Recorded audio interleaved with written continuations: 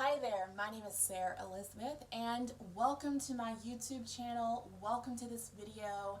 I am so excited about the topic I'm going to be talking about today, and it is my intention to be fully helpful. It is my intention to share my healing with you so it can empower you to step lighter and deeper into your own healing and spiritual awakening journey. So just a little bit about me if you're new to my channel. My name is Sarah Elizabeth and I am an intuitive healer for mothers who are entrepreneurs, creatives, thought leaders in their homes and in their community.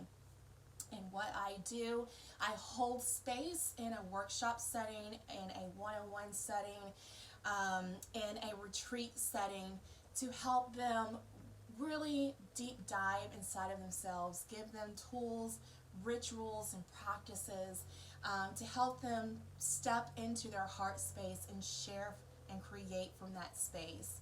So if you get your jollies tickled by all things healing, you came to the right channel, so be sure to subscribe and hit the notification bell so I can share with you my personal healing journey and tools and modalities to step into your healing journey. So after you get done watching this video, please do not do your research, go buy you a bag of shrooms and start your healing journey or whatever your intention may be. I have been doing this for a while. I implement this healing modality in my coaching practice to help my clients really step into their heart space.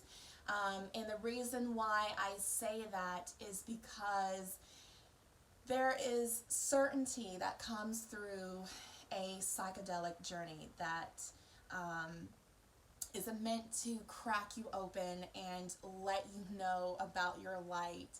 And it's very beautiful and loving. And then there is a time of uncertainty, and that uncertainty is very dark, it's very scary, and a lot of people do not know how to disassociate from that and be a witness to that. So please find you a shaman, please find you a healer that is very well diverse in plant medicine, in psychedelic healing, to guide you and to assist you in your journey. All right, so I will say that I have done psychedelics before. The first time I did it, it was unintentional, but once I came back to reality, I just knew that there was something bigger than myself out there. And I always unconsciously carried this childlike wonder of what that is. And I knew I felt better connected to myself and to all things around me. And that's when I didn't have a clue about nothing, okay? I was just like, oh, yeah, okay, let's, you know, I'm keeping it real. I don't have my kids, let's do some drugs. So, yeah, that's where I was in that lifetime. And then I started to exploring my depression.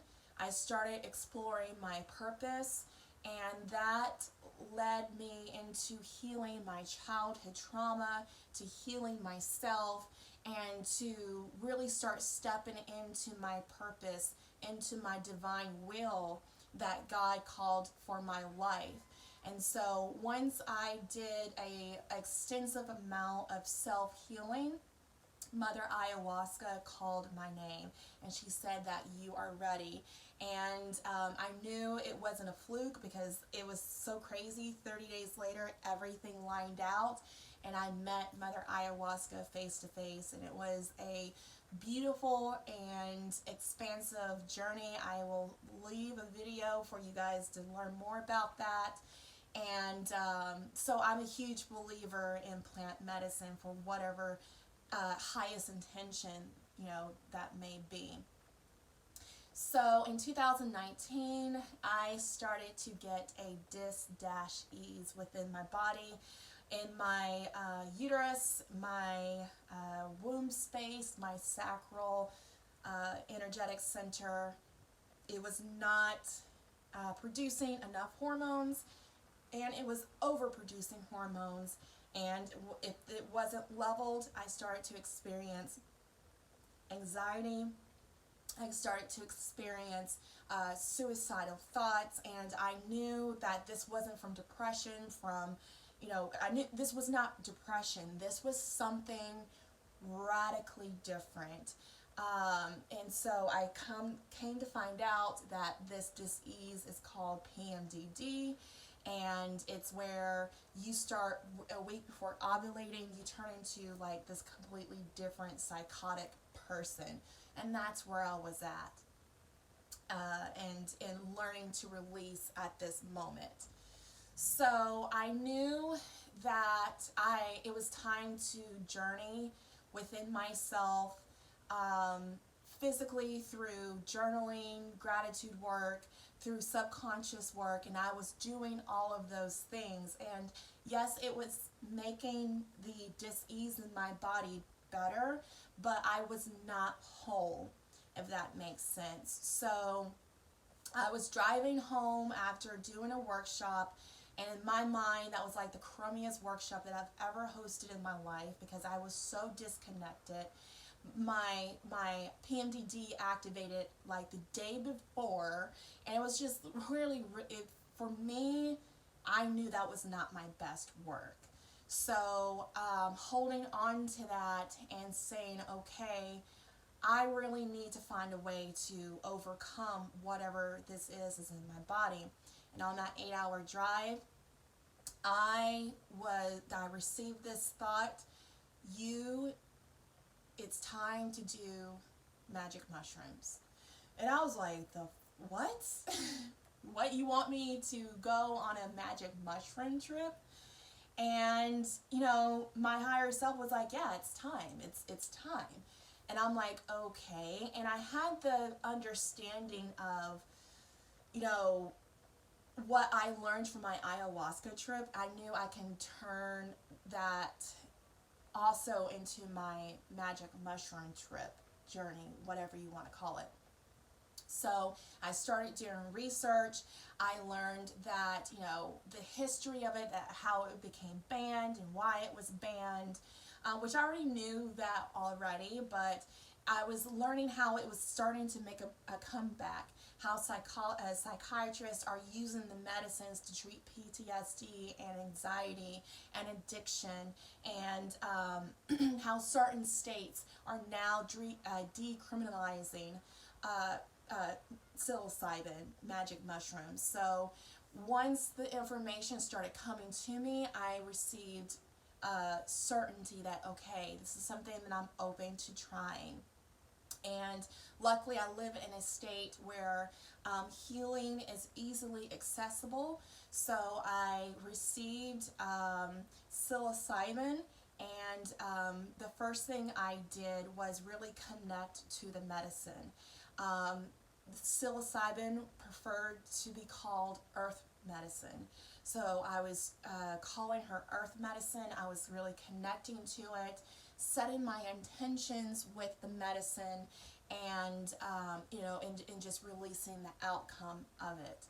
Again, I have been healing trauma and healing shadow self, so I know what I am doing. I have worked with plant medicine several times, so I have a true grasp of what I am doing, and it's not coming from myself, it's coming from my spirit guides, it's coming from my ancestors, and really listening to what the medicine has to say. So I know I am confident and comfortable with journeying by myself. With the medicine, I wanted to journey with it. However, the medicine had different intentions. I don't want to say I accidentally. I want to say that the medicine gave me a certain amount, and that's the amount that I took. So I set my intention. I called in what I wanted, and and I had the idea that I was about to journey inside of myself, but the medicine had a different idea. I took the medicine and I laid in my bed. I was laying in my bed and I took a microdose. So a microdose is like the half of my top fingernail, okay? That's how much I took my first dose. And when I took it, I'm laying in bed and I can feel all the energy within my body, okay? I'm feeling the shift within my body. It's like receiving an energetic upgrade. We're cleaning you out, we're aligning you back up, and we are healing you, okay? So I was like, okay, that's great.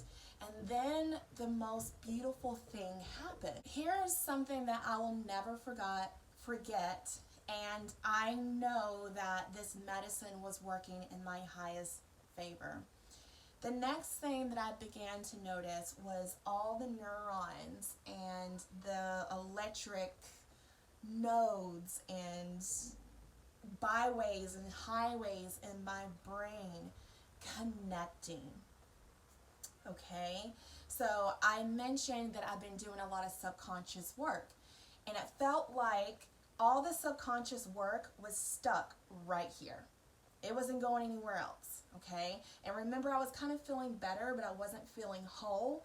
Well, when I took a microdose of psilocybin, all this information that could not make to the other side, it began to open up and go to the other side of my brain. And my brain was connecting the dots of the information that I have been doing for the past 30, 40 days. And I was like, oh my gosh, this is amazing. I had like a slight headache, but the medicine was telling me this is not a headache. This is not a headache from stress. This is just the medicine working on your brain, connecting your brain, and making sense of the data that's been stored there for a while. So I was just like, oh my gosh, this is so freaking cool. That's where I was at. So I went to sleep, and I didn't have any crazy dreams or anything. It was just like this peaceful sleep. And what I began to notice was, the next day, I got up like that. I was more in tune. I was more loving, more accepting of myself and what's going on. The next day, like at 5 o'clock in the morning, like with no problem getting up that early at all. I just had a better sense of myself, and I felt very good. I started back working out. I was starting to be more creative. Like, it was just I felt good. I hadn't felt that good in a very long time, and I've been suffering for the past 3 or 4 months.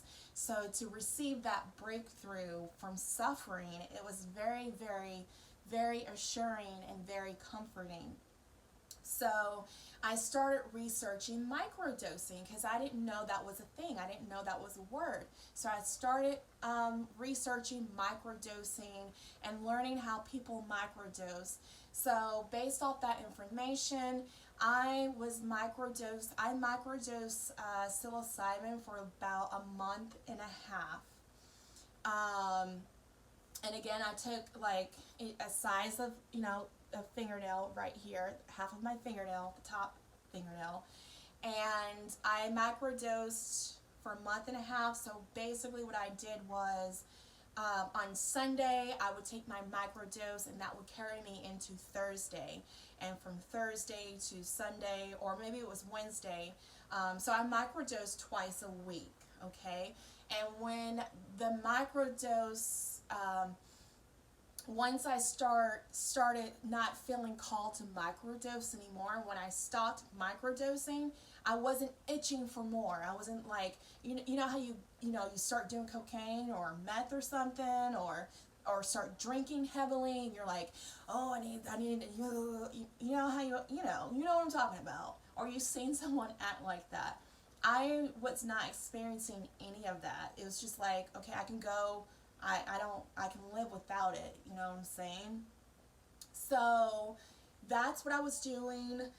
It really helped me disconnect, not disconnect, but disassociate from what I was experiencing, because um, my PMDD was still going on, but I was able to approach it in a radically different way, in a loving way, where I can now be a student to what this disease is trying to teach me. And I learned a slew of things.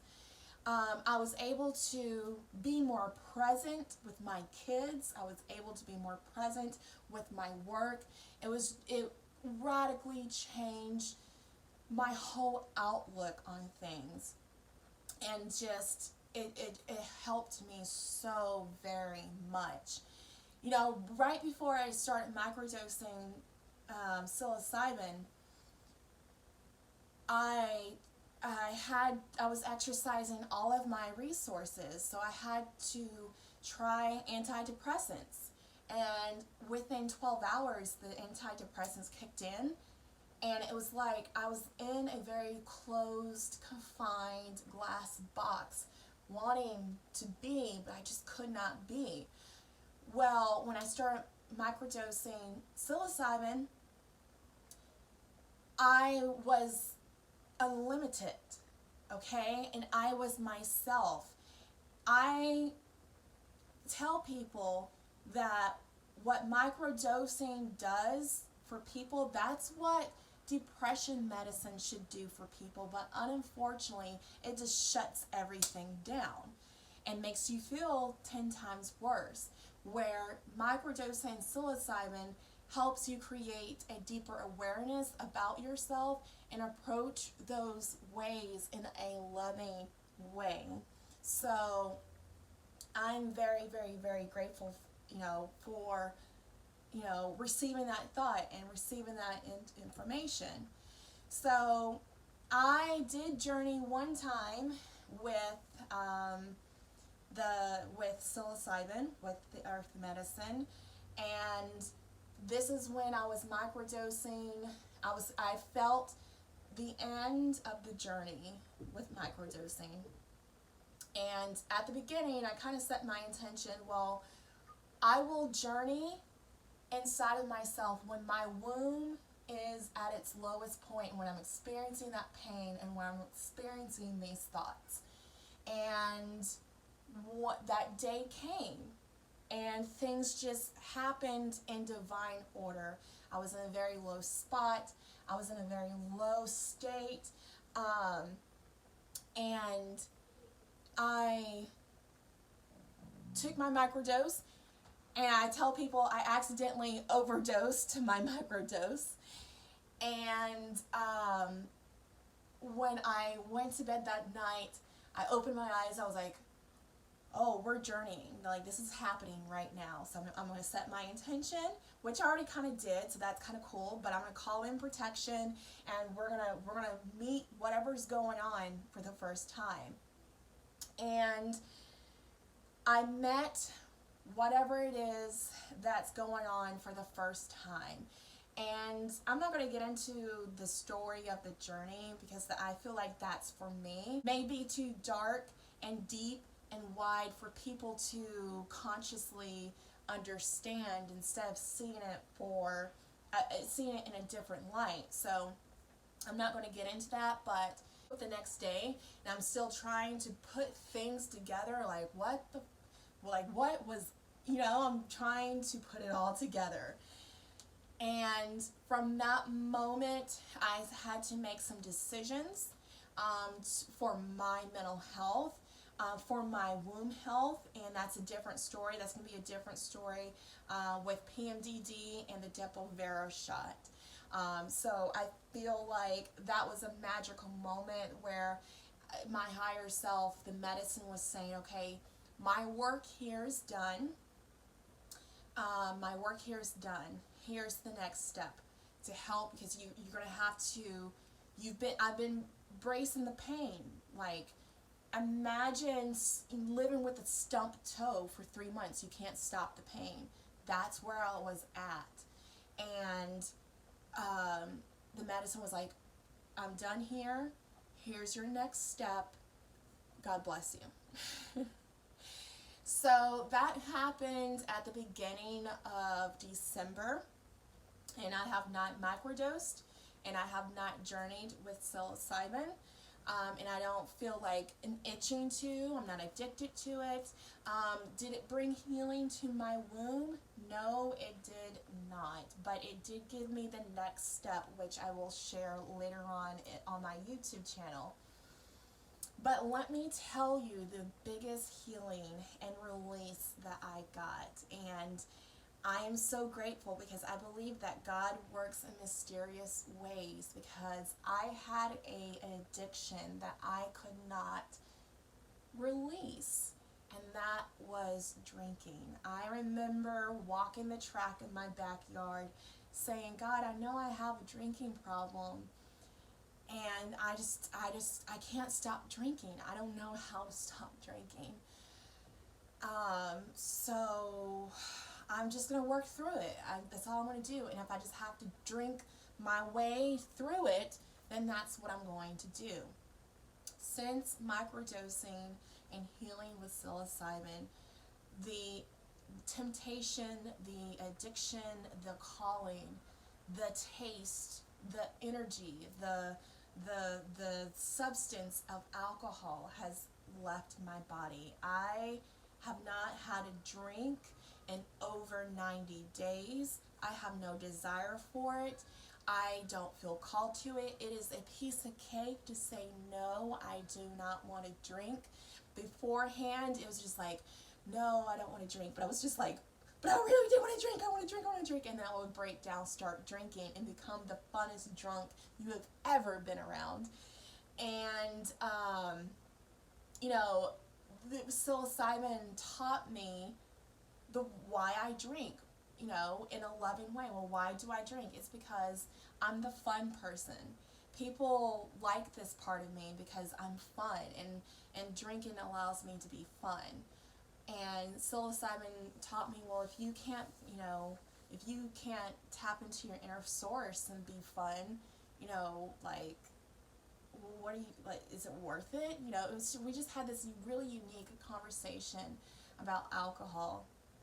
And if I do have alcohol, it's non-alcoholic beer or non-alcoholic wine. I just don't want to get drunk. I have no desire to get drunk, none whatsoever. So yeah, that's my story. I'm not going to say that I quit drinking because I don't want to set myself up. But what I do want to say is I feel like alcohol no longer has a hold over me, a power over me.